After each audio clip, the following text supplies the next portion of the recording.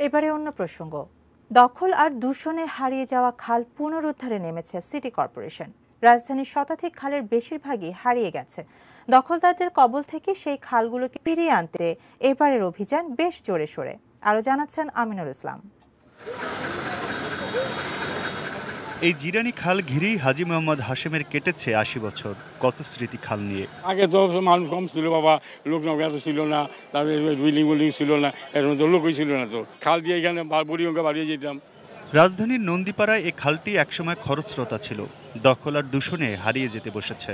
Rampura bridge থেকে বালু নদীর দক্ষিণ পাড় পর্যন্ত পূর্ব ঢাকার ঐতিহ্যবাহী এ খালে ছোট ছোট নৌকা এখনো চলে, তবে তা বেশি দূর যেতে পারে না।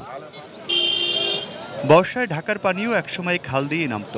রামপুরা হয়ে বালুর মাঠের দিকে এগিয়ে যাওয়া নড়াই নদীতে মিলে এ খাল গুদারাঘাটের জন্ম দিয়েছে। কিন্তু সেই ঘাটের উপর দিয়ে এখন বয়ে গেছে বড় সড়ক। ২০০৫ সালের জানুয়ারিতে খালটির সীমানা নির্ধারণ করা হয়। এরপর সপ্তাহখানেক চলে অবৈধ উচ্ছেদ।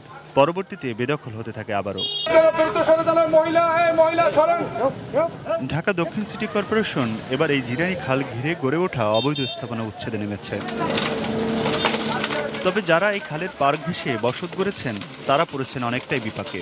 চলাচলের বিকল্প ব্যবস্থা না করে এভাবে উচ্ছেদ তাদেরকে শহর থেকে বিচ্ছিন্ন করে দেবে বলেই অভিযোগ করছেন তারা। একটা রাস্তা দিয়ে আমাদের বলতো যে এই ব্রিজটা ভেঙে দেখ, আমরা তো খালের উপরে রাখি নাই। আমার মাঝখানে অনেকখানি স্পেস ছিল, একটা নোটিশ দেয় মানুষে, সেটাও দেয়নি। তাহলে আমরা কি অপরাধটা করছি যে এটা কি আমাদের তো রাস্তা নাই? আমরা এখন বাবা মাকে নিয়ে কোথায় যাব? এখানে আমরা পারাপারের বিকল্প রাস্তা প্লাস হলো যদি রাস্তা যতক্ষণ না হয় ততক্ষণ পর্যন্ত এই ওয়েগুলো আমাদের দেওয়া হোক। এটা যদি খালটা সুন্দর হয় তাহলে আমাদেরও লাভ। তবে উচ্ছেদ অভিযান পরিচালনাকারী নির্বাহী ম্যাজিস্ট্রেট বলছেন পর্যাপ্ত সময় দেওয়া হয়েছে সবাইকে। উচ্ছেদের পর খাল নিয়ে পরিকল্পনার কথাও জানালেন তিনি। নকশা অনুযায়ী খালটা পুরোপুরি আগের অবস্থায় নিয়ে আসাটাই আমাদের মূল লক্ষ্য। যাতায়াতের রাস্তা এটা অবৈধ, আমাদের উচ্ছেদ করতে হবে।